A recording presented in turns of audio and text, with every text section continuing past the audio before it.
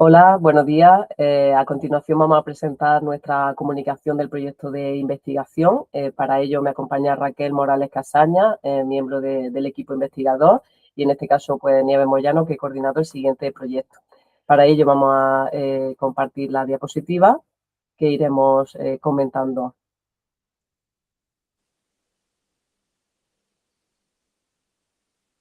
Muy bien, voy a poner modo presentación aquí. El título del siguiente estudio que vamos a presentar es De la escucha a la acción, propuestas de política pública para la prevención de la violencia de género desde un enfoque interseccional, elaborado también por mis compañeras Diana, Raquel, que me acompaña, y Paula Ranchal. Bien, porque este estudio, en primer lugar, queríamos profundizar de una manera más concreta en distintos colectivos de mujeres, y eso solo tenía cabida desde un enfoque cualitativo, ya que muchas veces la investigación cuantitativa se queda de una manera un poco más superficial.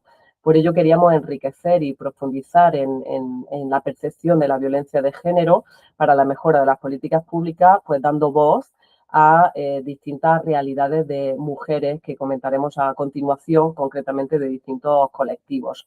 La finalidad en sí misma del estudio era pues proponer mejoras para esas políticas públicas y que sobre todo nos permitan tener un enfoque interseccional, es decir, conocer las distintas fuentes de discriminación que sufren las mujeres, no solo por el hecho de ser mujeres, sino también por pertenecer a distintos colectivos que comentaremos próximamente. Por ello, el objetivo principal es detectar y, sobre todo, transformar las necesidades detectadas en los distintos grupos focales que hemos evaluado con propuestas que sean pues, lo más operativas y aterrizadas posibles para la prevención de la violencia de género y, sobre todo, también, en definitiva, pues, para la reducción de la discriminación que sufren distintos colectivos de mujeres. Para ello, nuestros dos objetivos más concretos y específicos era identificar propuestas específicas para cada uno de los colectivos y, en definitiva, elaborar también una guía y un material accesible para las administraciones públicas y locales. Para ello, llevamos a cabo distintos grupos focales, concretamente 6 grupos de mujeres de la provincia de Jaén. Cada uno de estos colectivos eran los siguientes: mujeres con discapacidad, mujeres del colectivo LGTBIQ+, mujeres mayores, del ámbito rural, migrantes y universitarias. Para ello, nos centramos en analizar las problemáticas que más se repetían en cada uno de los grupos, sus demandas, necesidades, y a partir de ahí pues trazamos distintas propuestas de medidas concretas para la mejora de las políticas públicas. En la metodología empleada, pues utilizamos a través de este enfoque cualitativo distintas preguntas que guiaron la sesión. Concretamente nos vamos a centrar en estas dos.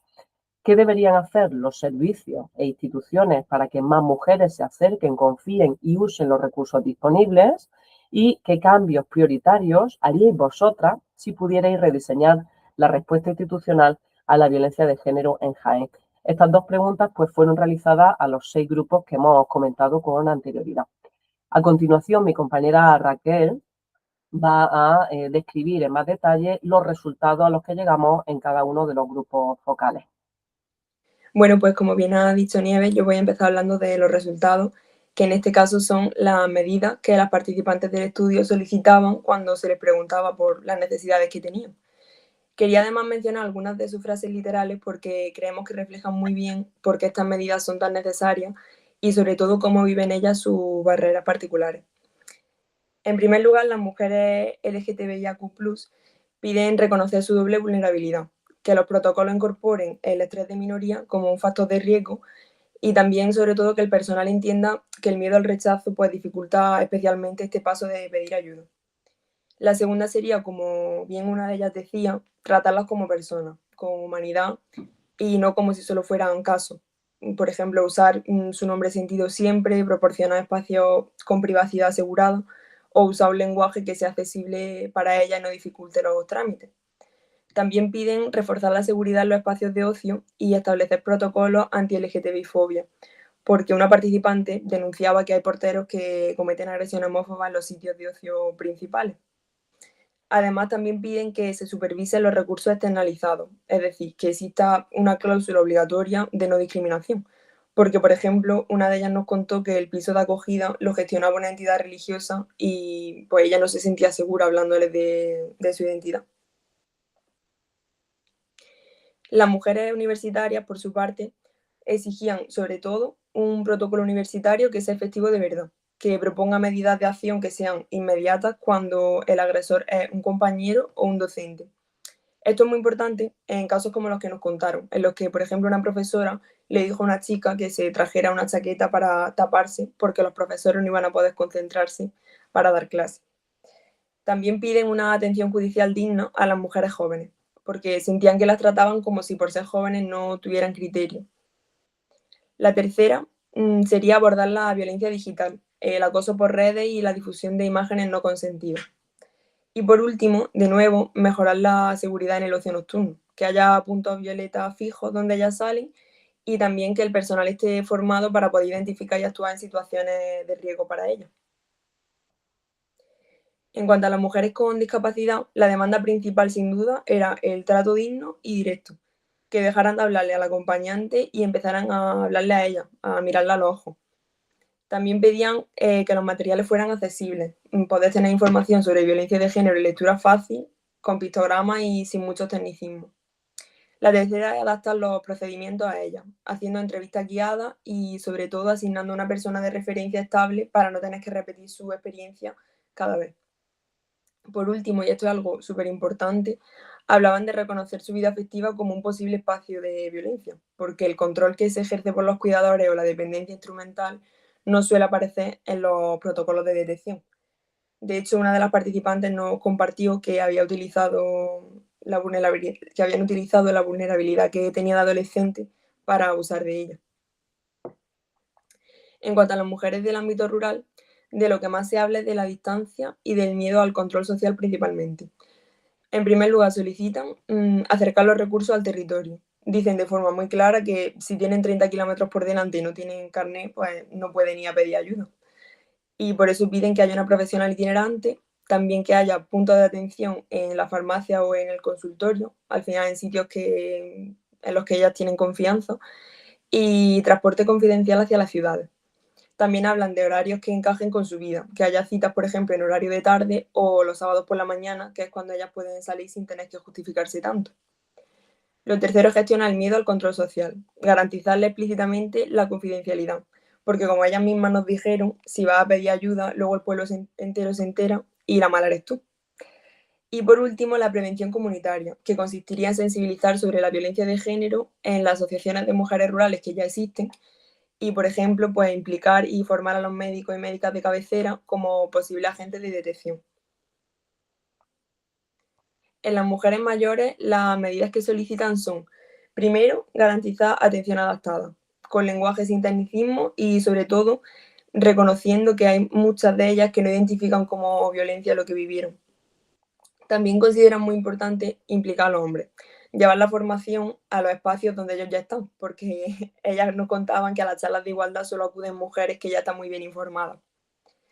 Además, también propusieron fortalecer las redes de apoyo entre las propias mujeres e implicar a trabajadoras y trabajadores sociales en la detección de casos de violencia en mujeres que tienen poco contacto social. Y por último, hacía mucho hincapié en reconocer la violencia económica como un factor de riesgo determinante. No tener cuenta bancaria, depender de la paga del marido o no tener una pensión propia, al final son factores que dificultan aún más el hecho de plantearse pedir ayuda. Una de ellas lo expresó muy bien cuando dijo que una mujer que no tiene ni para dar de comer a su hijo o se aguanta o se muere de hambre. En mujeres migrantes, primero es necesario atender a la doble vulnerabilidad. Y esto implica tener en cuenta la perspectiva de género en los recursos para personas sin hogar, porque no es lo mismo una mujer sola en la calle que un hombre. Lo segundo sería hacer prevención antes de las crisis, llegar a ellas en los espacios donde ya están, en mezquitas, parroquias, cursos de español, y aprovechar los trámites administrativos que tienen que realizar para darle ahí información sobre estos recursos. También desligar la ayuda de la situación administrativa y transmitirles desde el primer contacto que los recursos no requieren papeles. Esto es muy importante porque una de ellas nos contó que fue a pedir ayuda y le dijeron que sin papeles no podían atenderla y se tuvo que ir a casa con el agresor. Por último, es fundamental romper la barrera del idioma, introduciendo el intérprete como parte del protocolo estándar. Y bueno, pues lo más llamativo al mirar todos estos resultados en conjunto es que cada colectivo llega con una barrera completamente diferente. Pero si nos fijamos al final todas coinciden en lo más básico, ¿no? Que es tener a alguien que las escuche de verdad, que las trate con respeto y que las crea desde el primer momento. Esto nos lleva a proponer que cualquier estrategia provincial que sea eficaz tiene que funcionar en dos niveles muy claros. El primero sería un protocolo mínimo de trato, de respeto y de dignidad que sea innegociable en cualquier servicio. Y el segundo serían adaptaciones obligatorias para cada uno de estos colectivos, escuchando de verdad sus necesidades particulares. Y bueno, pues a modo de resumen, lo que este trabajo demuestra es que es posible transformar la evidencia cualitativa en recomendaciones que sean concretas, que se puedan adaptar y que se apliquen por las administraciones locales. Entonces, lo que nosotras proponemos es que este proceso, este tránsito de la voz de las mujeres a la política pública, pueda replicarse en otros contextos locales, porque si no partimos de lo que ellas viven, las políticas no van a llegar a ningún sitio. Así que bueno, pues quedamos atentas a cualquier duda y muchísimas gracias por la atención.